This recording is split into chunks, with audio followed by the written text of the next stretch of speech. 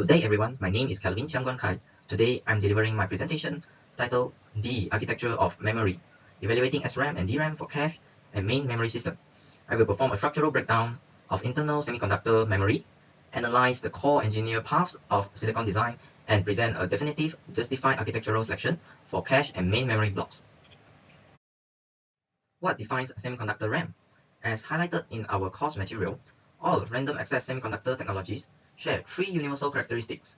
First, through random access, unlike sequential storage medium, individual words of memory are directly reached via hardwired addressing logic. This completely bypasses the need for sequential searching, meaning access time remains completely uniform regardless of the physical address location. Second, rapid read and write capability. Data can be extracted or updated rapidly using symmetric electrical signal. Third, volatility. This addresses the prompt's concept of data stability. RAM requires a constant power supply. If system power is interrupted or cut, every bit of stored information is immediately and permanently lost. Thus, RAM serves strictly as temporary workspace storage. If we zoom down to the architectural foundation, the basic element of semiconductor memory is the memory cell. Regardless of specific silicon technology used, every cell relies on three distinct functional terminals to transfer electrical signals. We have the select terminal, which activates the address line to choose a specific cell for operation. We have control terminal, which carries the electrical command indicating whether a read or write operation is taking place. And finally, the data terminal. During a write operation, it provides the electrical signal that sets the binary state of a cell to 1 or 0.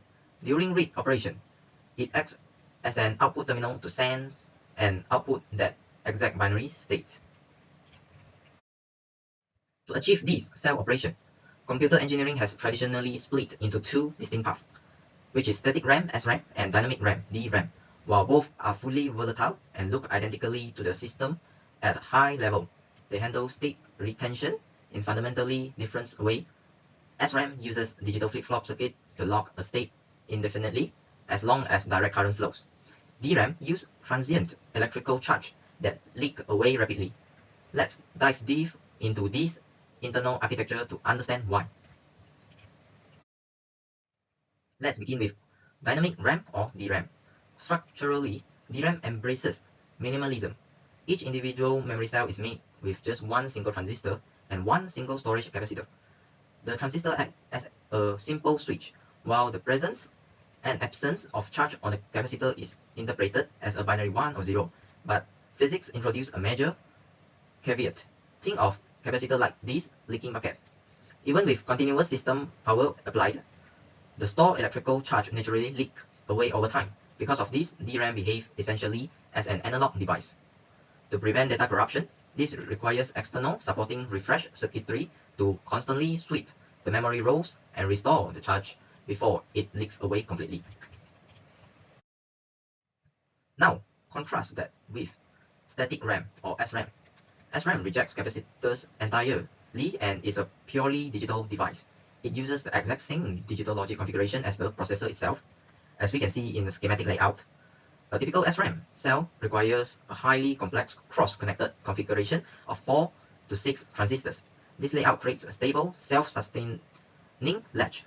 When point C1 is driven high, point C2 is driven low, locking the circuit into a stable logic state. Because of this structural latching, no refresh operations are ever required to retain data. The state remains perfectly stable as long as direct current voltage is continuously supplied. This divergence in construction creates our first major architectural trade-off: construction complexity. On one side, SRAM features a highly complex internal structure. Require 4 to 6 transistors per individual cell means a much larger physical footprint per bit of data. On the other side, DRAM achieves the simplest possible structural design. Requiring only one transistor and one capacitor means its physical footprint incredibly small. However, it forces the system to accept the added architectural overhead of external refresh circuitry to maintain data integrity. This brings us directly to our second dimension, density and storage capacity. Because of an SRAM cell is physically massive due to its multi-transistor footprint, far fewer cells can fit onto a single silicon chip. This results in low density and severe overall storage capacity limits. Conversely, look at the DRAM capacity advantages, which is on the right-hand side. The microscopic single transistor, single capacitor design allows semiconductor manufacturers to pack millions or billions of extra cells into the exact same unit area. The result is extremely high component density and massive scalable storage capacity at a dramatically low cost per bit. Next, let's analyze our third dimension, power consumption profiles. SRAM draws a constant, continuous, and highly predictable DC voltage to maintain its stable logic states. No extra energy is spent on internal memory maintenance. Now observe the DRAM power profile.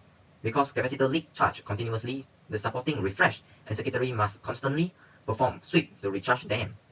This aggressive recharge cycle creates sharp spikes in the power draw, driving up active power consumption significantly, even when the memory system is sitting completely idle. Our fourth critical dimension is operational speed, shown here. SRAM is ultra-fast because it relies on the same logic configuration as the CPU. Data states are read or written instantaneously without any translation or timing penalties. DRAM, however, offers moderate speeds.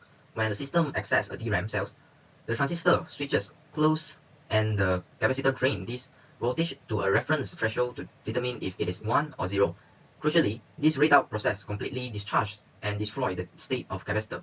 The memory controller must then spend extra clock cycle writing that charge right back to complete the operation, introducing structural latency.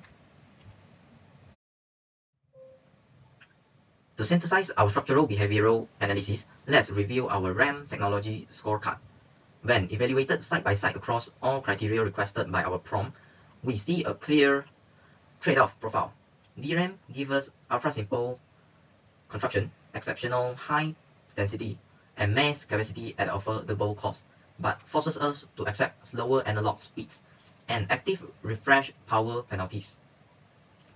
SRAM rewards us with lightning fast processor matches speed and zero refresh overhead, but drops drastically in density, leaving us with small storage capacitor at an incredibly high financial premium per bit.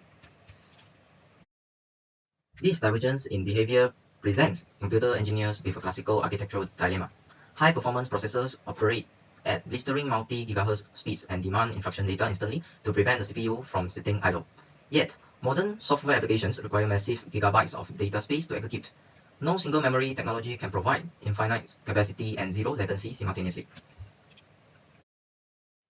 Computer architecture brilliantly resolved this contradiction by organizing components into a geographic memory hierarchy. Instead of choosing one over the other, we combine both technologies in tiered layout to optimize speed, capacity, and system cost. This architectural theory comes to life on an actual motherboard blueprints. Look at the physical placement. Cache memory is integrated directly onto or immediate adjacent to the processor chip itself to achieve sub-nanosecond line access. Main memory, however, is installed as separate modules on the motherboard, over here, connected to the CPU via the external memory bus. This physical separation maps perfectly to the trade-off we have analyzed. For cache memory, SRAM is the only suitable selection. Cache demands maximum operational speed to match the processor's clock cycle because SRAM utilizes fast flip-flop logic and avoids the disruptive read behavior and refresh latencies of capacitors. Its raw speed is mandatory. Because cache only requires a small capacity, SRAM's low density and high cost are structural acceptable trade-off. For main memory, DRAM is the most suitable selection. Main memory acts as our system workplace, where massive storage capacity is the absolute paramount requirement. DRAM highly dense single transistor construction enable this massive capacity affordably. While its speed is slower, the ultra-fast SRAM cache layer perfectly masks these excess latencies from the CPU. In conclusion, modern computing relies on a hybrid memory strategy. By leveraging the speed of SRAM at the apex and the dense capacity of DRAM at the base, we achieve an optimal balance of speed, volume, and cost. This concludes my presentation. Thank you very much for your time.